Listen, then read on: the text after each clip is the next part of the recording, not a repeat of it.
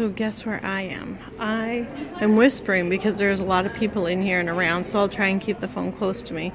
But I am in Little Rock, Arkansas at Central High School.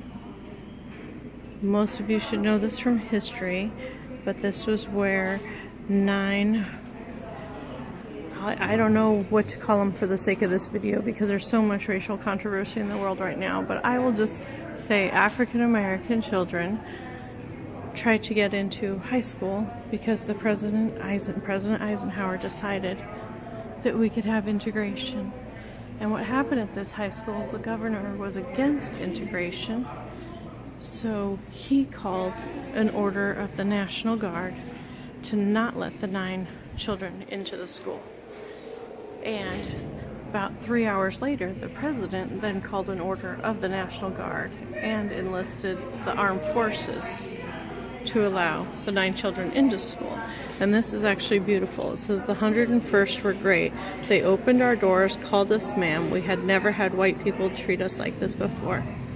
And the kids got to go into the school. A little while after that, apparently the governor of Arkansas closed down the high schools. So the class of 1957 lost their year. And the very next year, the high schools were opened back up, and it started with integration in full in 1958. But anyway, across the street from the actual high school is where they have the visitor center that has all the integration. It is a national park, but they didn't ask us for our national parks pass. This is the second national park in Arkansas I've been at in the past couple days that didn't ask for my pass, which is fine with me. I have one, but it's fine with me. But I just thought that this is interesting for everybody to see.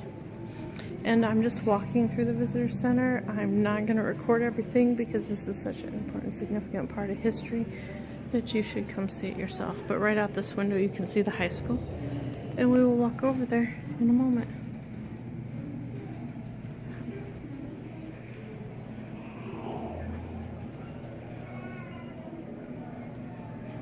And here's some of the pictures you see in the movies about the situation. Well, for some reason my camera suddenly got darker. I don't know why that's happening, guys. You can brighten it up. There you go.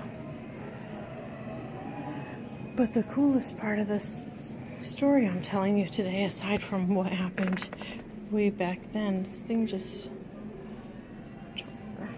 Hold on a second. I don't know if this is working.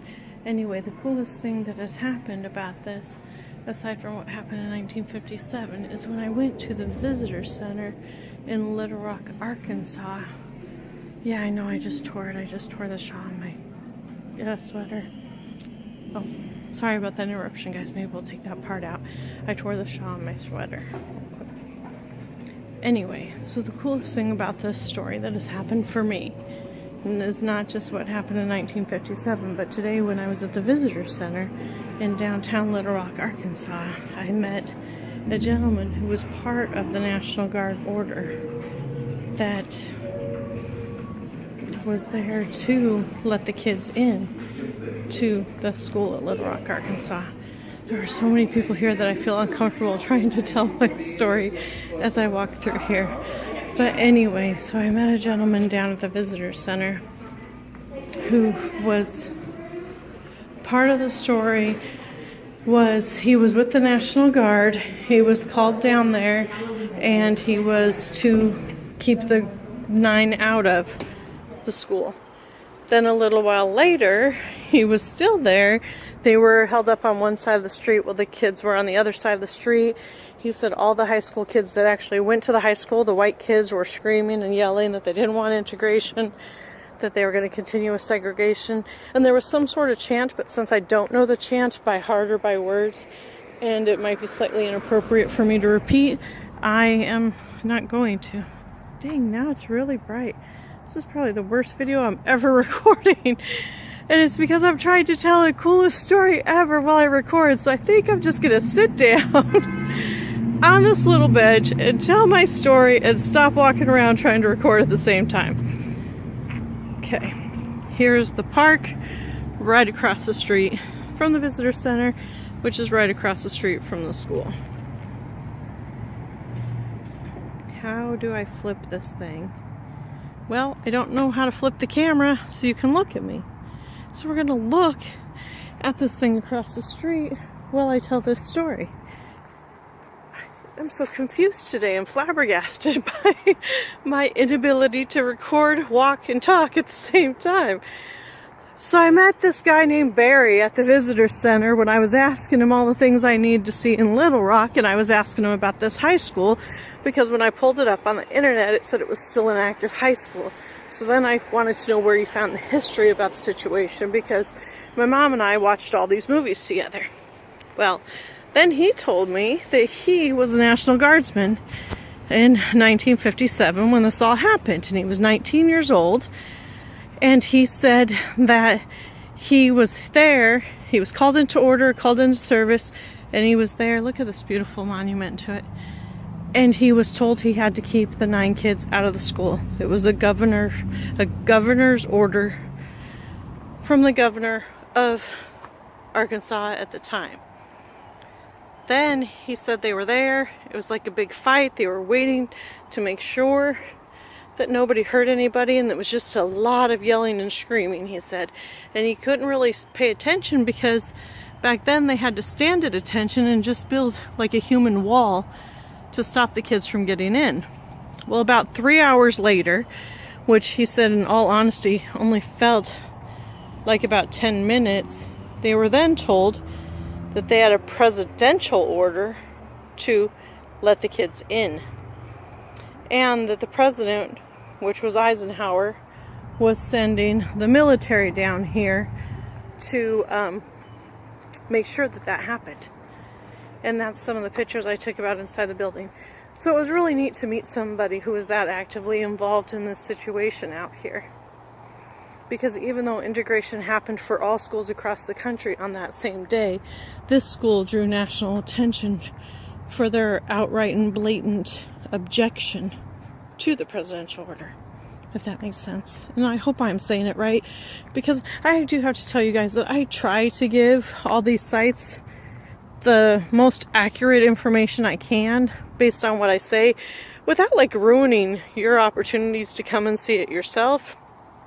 And I definitely don't want to make any mistakes, because all of these sites, whether they're politically motivated, racially motivated, just all their historical notions, they deserve the credit and they deserve it being done right. The thing with my videos is I'm giving it the credit, I'm hoping I'm doing it right, but I'm just one person out here, one other American, seeing it through my eyes and showing you what I think is significant or important about it. And yeah, sometimes I may miss stuff and sometimes I may get it wrong, but the point is I'm out here doing, and that's what I want y'all to do. I want my videos to teach people that they need to get out here and see, do, and feel the same things that I am, or other things, so then I can see what they do. This little sign here, the lady said wasn't there back in the day. This was donated by the class of 1972. The old sign, she said, was wooden. I do have to tell you, Arkansas is impressing the heck out of me with everything. It just really is a beautiful state. Both cities, Hot Springs and Little Rock, they're gorgeous cities. I can't stop looking at all the old houses and old buildings around town.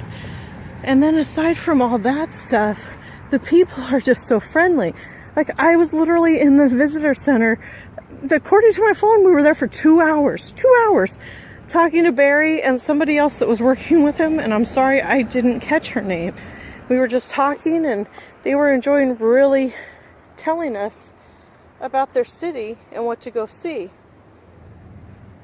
And I just thought that was great.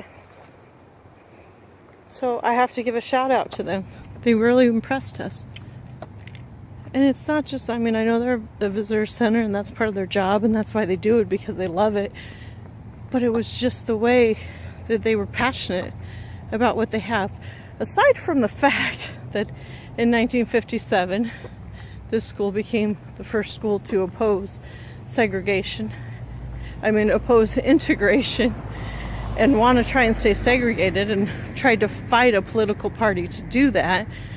This school is huge. absolutely ginormous and stunningly beautiful. And the site is clean. It is an active high school. The high school down the street from my house certainly doesn't look like this. Not that I want to call them out or shame them in any way, but it certainly does not look this gorgeous. And I really do want to walk across this grass and get a better look at what's down there, but I don't even know. I mean, I guess you can walk on the grass. It's a high school. They probably sit out here and eat. But look at that. Look at this building.